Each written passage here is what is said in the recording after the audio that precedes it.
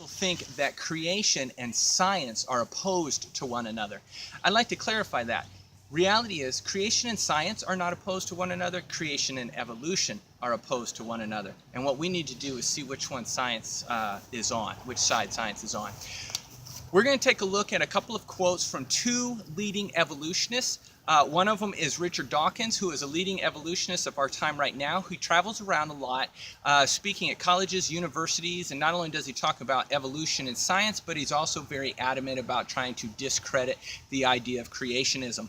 The next one is Sir Julian Huxley, who was a leading evolutionist of his time, and he wrote a book called Evolution in Action. Matter of fact, some people rank him up there with Darwin. So the first quote we're going to look at is between one that Richard Dawkins said in a debate between him and the Archbishop of Canterbury at Oxford. And Richard Dawkins says, "I cannot be sure God does not exist." So he already expresses that there is a possibility. And then what he did was he gave us a scale of where he would say, 1, God definitely does exist. 7, God does not exist at all. He said on that scale, he would give himself a 6.9. In other words, there is a 1, according to his scale, a 1 in 70 chance that God exists.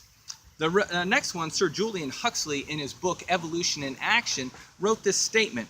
He says, the possibility of evolution producing one horse is the figure 1 with 3 million zeros behind it.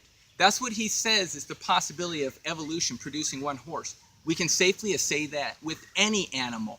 So if you're a betting person, where would you bet your odds? Where would you put your money? A 1 in 70 chance or a 1 with 3 million zeros behind it?